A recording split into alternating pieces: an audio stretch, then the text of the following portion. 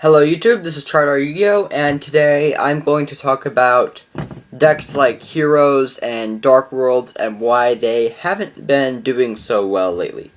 And this is true for locals, this is true for higher level tournaments, regionals, YCS if you look at what's topped.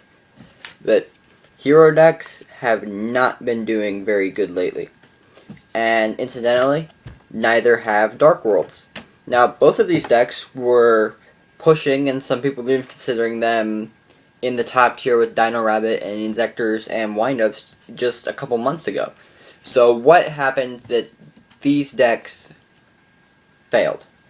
Well, first you need to look at what kind of a format we're in. If you go back to, not really this time last year, but September 2011 format, you had Agents and you had Plants.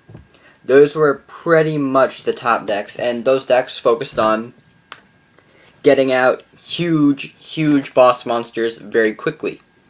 And if you noticed at that same time, there were no hero decks around. Now, a couple months ago, we had Windups, Inzectors, and Dino Rabbit for the top tier. Now, every single one of these decks, they rely on weaker monsters with powerful effects. And part of the reason why Heroes and Dark World did so well was because they could support Skill Drain and other cards like it. So Heroes and Dark Worlds are designed to support Skill Drain and absolutely control effects.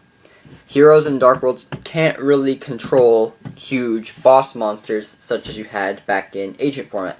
So if you look at our meta, we are going back to a boss monster format because of one deck, Chaos Dragons. Heroes and Dark World are both very poorly set up to take out Chaos Dragons.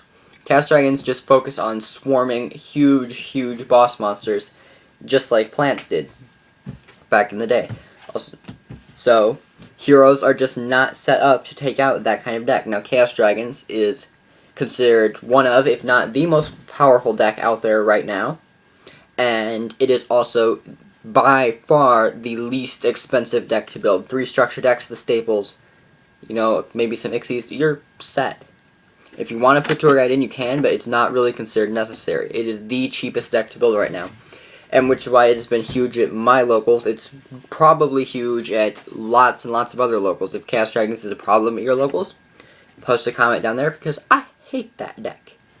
Now, another thing is Heroes have to use Thunder King Ryo. Thunder King Ryo is arguably one of the most powerful light monsters in the game, but Thunder King Ryo is not as format defining or not as effective at controlling the meta as it was back in Agents. There's just not as much searching and not as many inherent summons anymore for Ryo. Most people have switched over to using Doom Caliber Knight.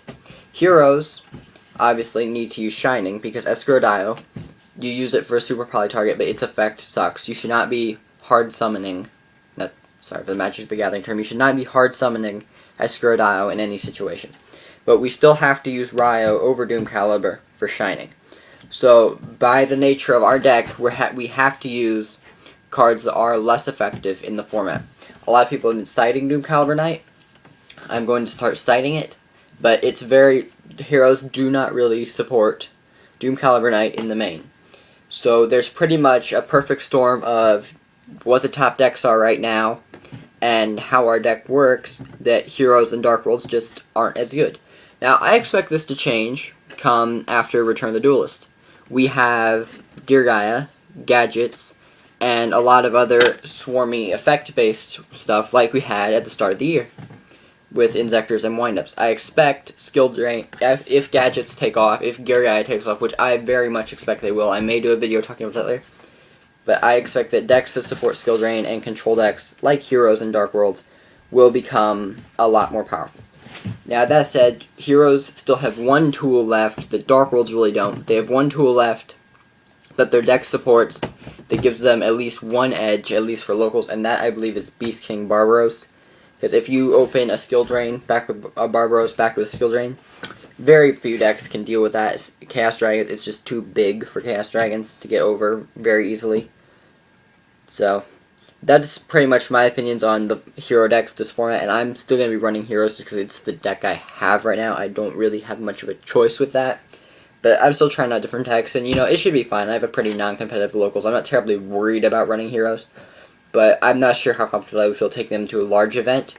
So if any of you have any opinions on heroes, Dark Worlds, the meta, the format, if you think it sucks, if you like it, I enjoyed Agent format. That was probably my favorite format, but I'm really not minding this as much. But if you have any opinions on that, just post them below, and peace out, YouTube.